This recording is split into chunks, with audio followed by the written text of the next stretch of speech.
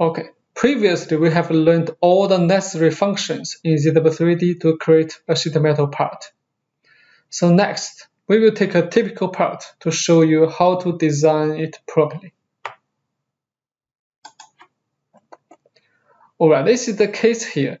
Through this case, we can cover most of the functions, such as the full flange, partial flange, HEM, dimple, lower, punch, and etc. And now let's quickly go through the steps to create such a part.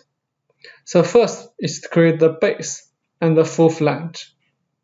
And next, we create the partial flange based on the full flange. And then we can create the taper and also some holes. And the next, we can create the dimple and also the louvers. And finally, we can get the part. Okay, now let's move over to the software to create the simple part.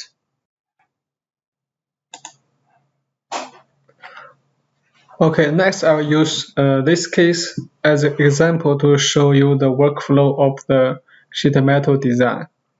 And in this case, I will cover most of the functions in the sheet metal module.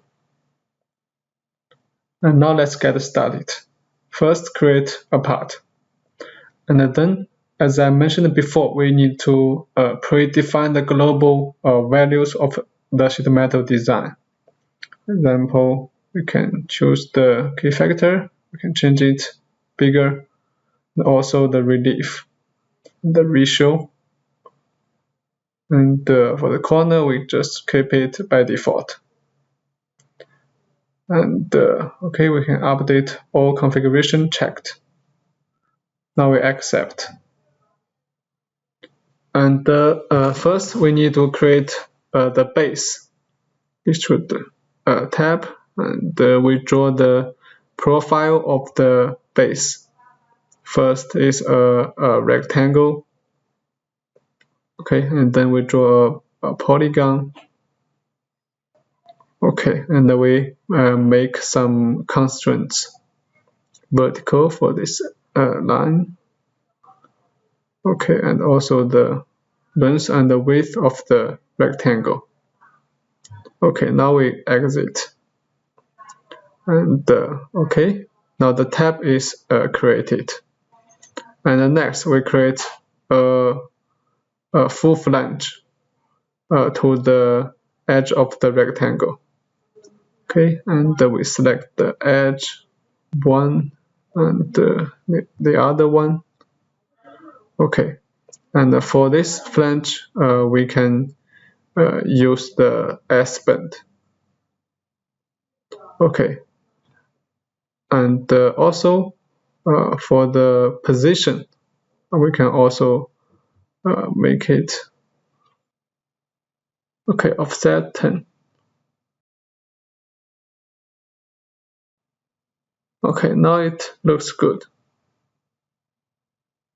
Okay, the relief is already created.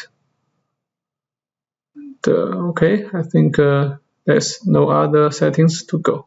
Okay, and next we need to create another full flange for the side faces. Okay, so that is 2 and the length 45. Okay, and continue.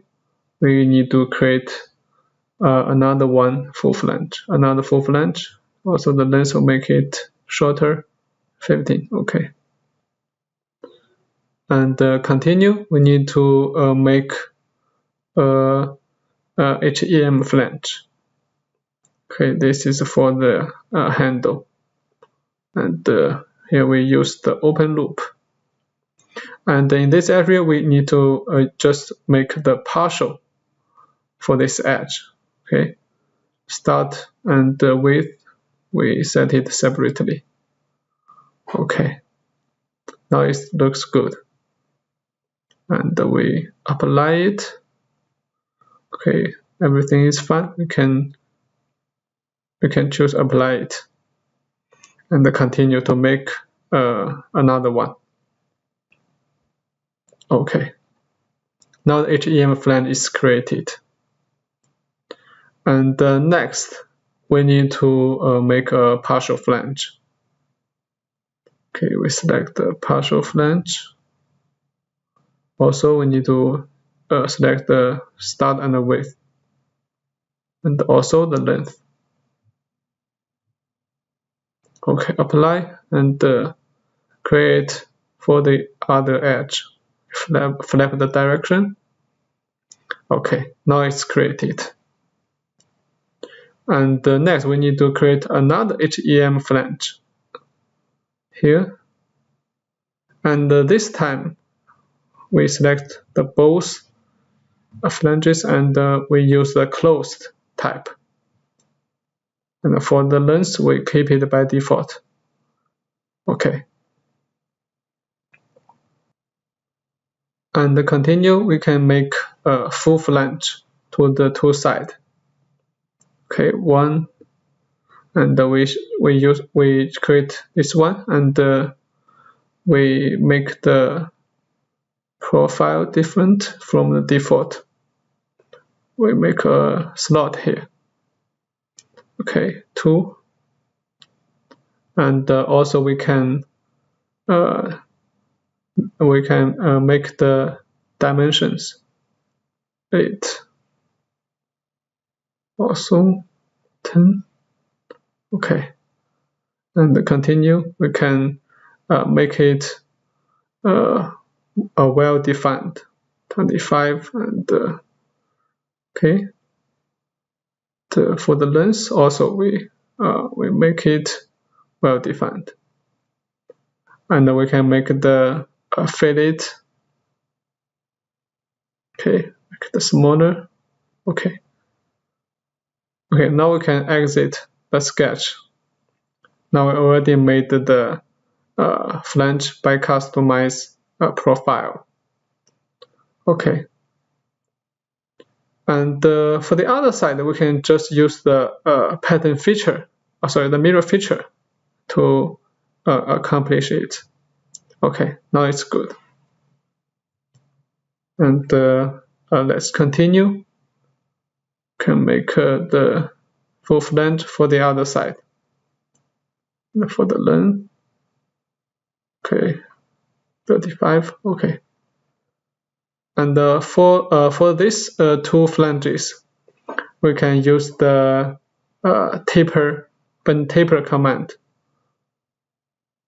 First, we can extend a little bit. Extend by distance 5 mm. Repeat it. Okay, now it looks good. And now we are ready to taper the bend. We select the bend, and we need to make a different direction. And we use it the same metric.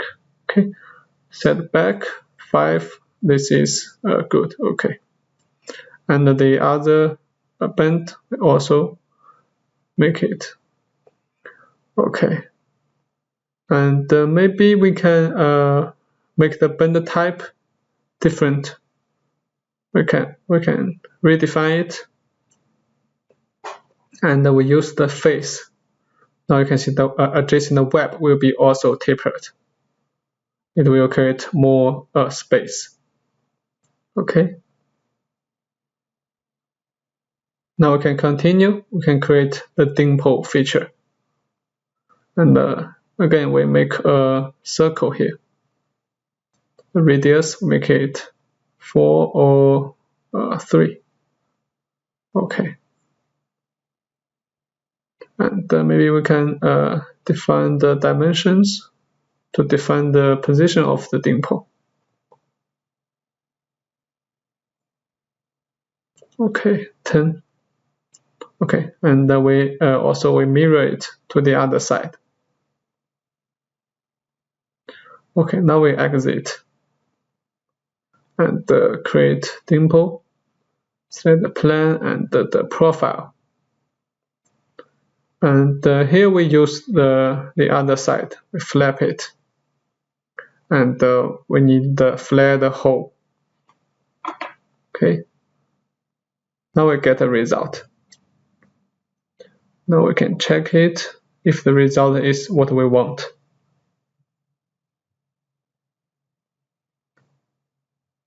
Okay, now you can see maybe the length is a little bit bigger. We can redefine it to make it a smaller value, 5. Okay, now it looks good. Now we can continue to create the lower on the side flange. And we create the path of the lower.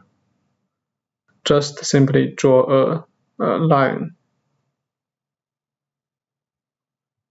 And the length, we make it 25, okay. And okay. We better make it well defined. Okay, now we can exit the sketch. Okay, for the parameters, we can keep it default. Okay, now we get a result. And we use the pattern feature to create more flanges. Okay, like the spacing, we make it 15. And number, we try 10. Maybe we can go more. Okay, now it's good. Okay, and next we can make a punch to the other side flange. And here we select the punch shape from the library. English rib, and we use the round lip. Okay, and first we select the base to be punched from. And then we define the position of the punch shape. We use the constraints way. And we add constraints, this two face, flap direction. Okay, and add more constraint. And we make the side face of the punch shape and the shape and the plan of the flange to be coincident. And okay, and maybe a little bit offset from the side. Okay, now 20 is good. And we can drag it down. Okay, now the position is quite good. We can just click OK to get the result. Okay, now you can see the result is already created. And now we can create a hole to the flange. Okay, we can draw some circles. Okay, we can define the position by dimensions. 20, 12, and center to the side. Okay, now it's well defined. Okay, and now we can mirror it to make 4 holes. Okay, now we can exit, and we use the extrude cut to make the holes. And we flap the direction and choose the cut option. Okay, now it's good. And by now the sheet metal part is already created. Next we can unfold it. Okay, now we can check the result. Okay, actually it's no problem. And we can use the flatten. Okay, maybe we can redefine the direction to see it more normal. Direction, we can choose the 0, we can choose the negative of the z direction, and the offset, stationary, all clear. We can click OK. Okay, so this is the flat solid, also the flat pattern. Okay, now we can go the we can go to the 2D sheet environment. We select a template. And first we make the pattern view, the flatten view. And remember to check this option to show the bend line. Okay. And now we can you can see some of the dimensions a little bit messy. We can adjust it manually.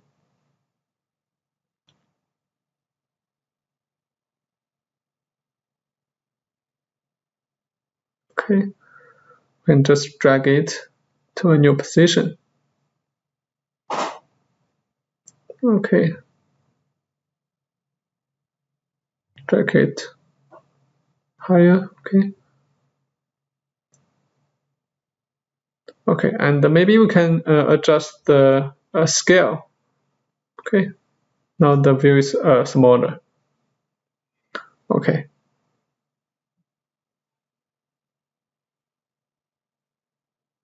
And next, we can create a view for the folded status.